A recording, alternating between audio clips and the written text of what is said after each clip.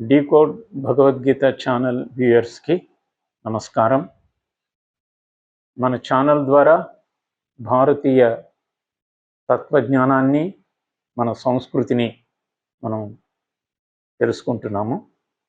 భగవద్గీత అనేక ఎపిసోడ్స్ ద్వారా chapter wise ఇవ్వడం జరుగుతోంది. మన సంస్కృతిలో భాగముగా మహర్షుల యొక్క చరిత్రలు, వారి యొక్క గొప్పదనాన్ని కూడా మనం పరిచయం చేస్తున్నాము. ఈ రోజున జ్ఞానానికి ప్రతీకగా నిలిచి నిస్వార్థముగా సేవ చేసినటువంటి మహర్షులలో ఎన్నదగినటువంటి మహర్షి అగస్త్య మహర్షి. ఈ అగస్త్య మహర్షి యొక్క కాంట్రిబ్యూషన్ మన సంస్కృతిలో, వేద విజ్ఞానంలో చాలా ఉంది. ఈయన యొక్క ప్రసక్తి ఋగ్వేదంలో కూడా వస్తుంది. ఋగ్వేదంలో అగస్త్యుల లోపాముద్ర సంవాదం అని వస్తుంది. లోపాముద్ర గొప్ప విద్యావతి, జ్ఞానురాలు, బ్రహ్మ విద్యా సంపన్నురాలు. ఆమె ఈయన భార్య. అంటే దాంపత్యాన్ని వాళ్ళు నిర్వహిస్తున్న, వేద విజ్ఞానాన్ని వాళ్ళు చక్కగా ఆకళింపు చేసుకున్న, కుటుంబ గౌరవం కూడా పాటిస్తూ ఆదర్శ పతి పత్నులుగా చరిత్రలో నిలిచారు. అగస్త్యుల వారు వేదకాలపు మహర్షి అని చెప్పాను. ఈయన ప్రస్తావన రామాయణంలో వస్తుంది. మనకి వాల్మీకి రచించినటువంటి రామాయణంలో వస్తుంది. యుద్ధకాండలో శ్రీరామచంద్రుడు రావణాసురుడితోటి తలపెట్టినటువంటి ఘోర యుద్ధంలో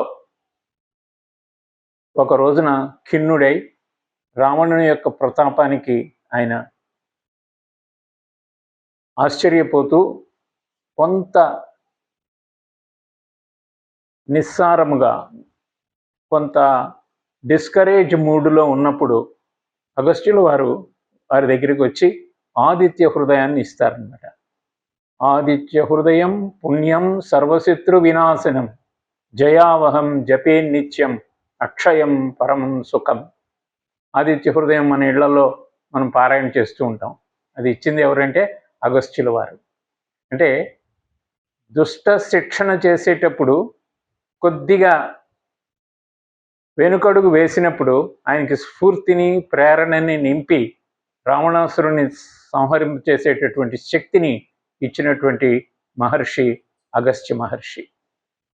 ఈయన పేరులోనే ఉంది ఈయన గొప్పదనం. అగ అంటే పర్వతము, స్థ్య అంటే స్తంభింపజేసినటువంటి వాడు. ఈయన హిమాలయ పర్వత ప్రాంతం నుంచి దక్షిణాదికి వస్తూ ఉన్నారు. వింధ్య పర్వతము పెరుగుతూ ఆయన దారికి అడ్డంగా ఉన్నది. అది పెరుగుతూ పెరుగుతూ సూర్యుని యొక్క కిరణాలు భూమి మీద పడకుండా ఉండేంత విస్తారంగా పెరుగుతోంది. అది లోక కళ్యాణం కోసం అగస్త్య మహర్షి తన యొక్క మంత్ర ప్రభావంతో వింధ్య పర్వతాన్ని పెరగకుండా ఆపాడు. అంటే లోక కళ్యాణం కోసం ఆయన తపశ్శక్తిని ఆయన వినియోగించారు. అంటే స్వార్థం కోసం కాదు, జ్ఞానాన్ని ఉపయోగించవలసింది సమాజ శ్రేయస్సు కోసము అని చెప్పారు. ఇందాక ఆదిత్య హృదయము రాముల వారికి చెప్పిన, ఇప్పుడు వింధ్య పర్వతం పీచమడచి అతని అహంకారాన్ని, వింధ్య పర్వతం యొక్క అహంకారాన్ని అణగగొట్టి లోక కళ్యాణం చేశారు. ఇంకా అప్పటి నుంచి ఆయన దక్షిణాదిలోనే ఉండిపోయారు.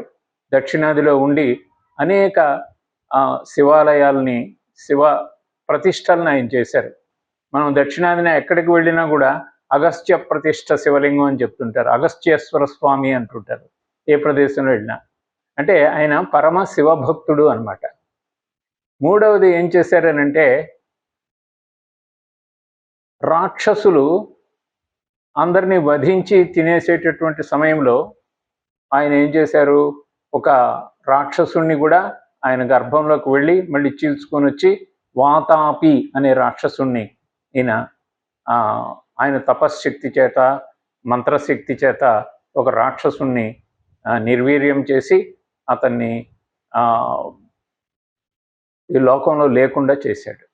అంటే ఆయనకున్నటువంటి శక్తిని అంతా కూడా సమాజ శ్రేయస్సుకే వినియోగించారు.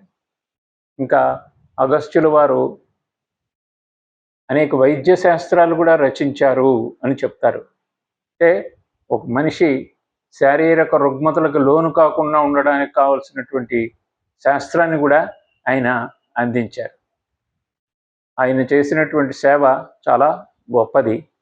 అందుకనే అగస్త్య స్వామిని మనం ప్రాతస్మరణీయులు అంటాం కదా. ఉదయం రోజున అగస్త్య మహర్షిని మనం నమస్కరించుకుంటాం. అగస్త్య మహర్షి కుంభ సంభవం మిత్ర వరుణ సంభూతం వాతాపి హరణం అగస్త్యం నమామ్యహం. అలాంటి అగస్త్య మహర్షిని నేను నమస్కరిస్తున్నాను అని చెప్పేటటువంటిది. ఇలాగా మనకు అనేక మంది మహర్షులు ఉన్నారు. భరద్వాజుడు, జమదగ్ని, వశిష్ఠుడు, విశ్వామిత్రుడు. అట్లాగా మనం ఈ డీకోడ్ భగవద్గీత ఛానల్లో సింపుల్గా ఒక్కొక్క మహర్షి గురించినటువంటి విషయాలు, వారు చేసినటువంటి సేవ, వాటిని గురించి మనం తెలుసుకుంటూ ముందుకు సాగుతూ ఉంటాం.